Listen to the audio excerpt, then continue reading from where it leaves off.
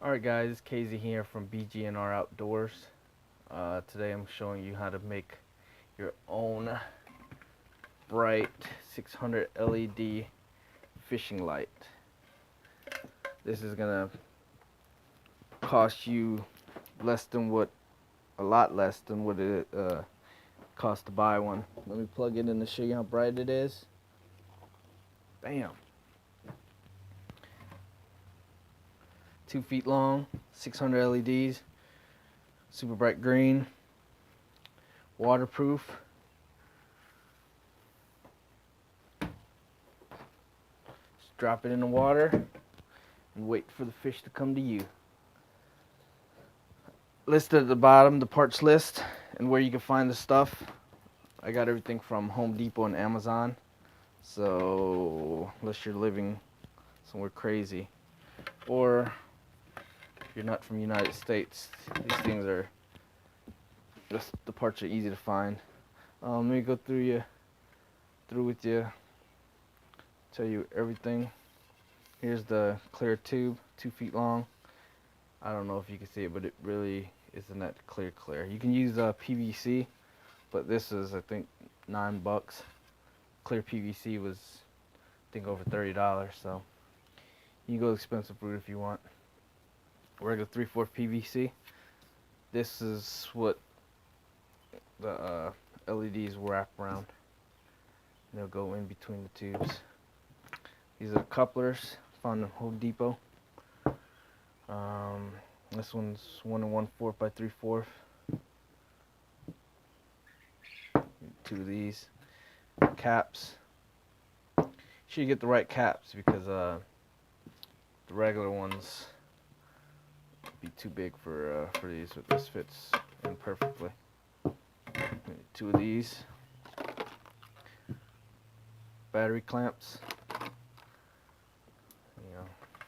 Clamp. You can use a 12-volt socket. That way you can plug it into a cigarette lighter, depending on your needs. This is what I use, Home Depot. Snap connectors. This is what I use to connect the extension cord to the LEDs. You can use a direct solder method, but I like these because I could take them off in case I wanted to take everything apart. These are cable glands right here. PG-11. Very nice. They've got this little rubber gasket. You know, you put the cable through. You gotta put this, and put the cable through. Then when you tighten it down, the gasket seals the cord, and it makes it watertight, waterproof. So, but I like to glue everything from that down. Better safe than sorry. Here's the extension cord. I didn't really list this as a price, but I bought mine new. I bought a 25-footer, split in half, because I had enough stuff to make 2 lights. You want 16 gauge for these PG-11 glands. If you go smaller or bigger, you need different glands. This is PG-11. Here's the star of the show. Super Night LED. I don't know why it's called Super Night instead of Super Bright. These were $14. Amazon Prime. It's pretty cool. They come nice reel here. Like I said, 600 LEDs. I chose green. They come in white, purple, blue. With both ends are pre-soldered with these wires. The backing has 3M tape, and they're waterproof out the box, so you can basically plug these in and throw them in the water and they'll stay lit.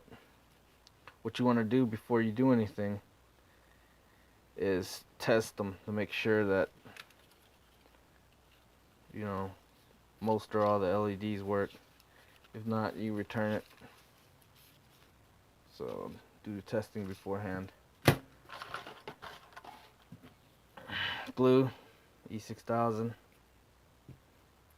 You gotta wait 24 hours for it to secure, so can't take it out same day. Electrical tape. That's basically it for all the parts. Next I'm gonna talk about what needs to be done prior to the assembly. I mean, this is the stuff or the issues that I came across, because everything is not, you know, put it together and glue it down. First issue I came across was the gland to the cap. Now, the glands that I got, the screw doesn't go in deep enough. So if you just drill your 3/4 hole here, you really got nothing to grip on. So for this one, what I decided to do was just saw this in half. I used a hacksaw and just cut it in half. You know, that way it gives enough, you know, space to screw everything down tight. On this build, what I want to try doing is get all this stuff out the way. What I did was use these corners to mark off the center point. And I'm going to use a spade bit right here to just go down about halfway. Take about half of the PVC out. That way this from the top will fit in. And then once I do the 1 inch, I'm gonna go behind and then do the 3/4. That way the rest can go in. And I would do that off camera and show you guys. Next issue would be these couplers.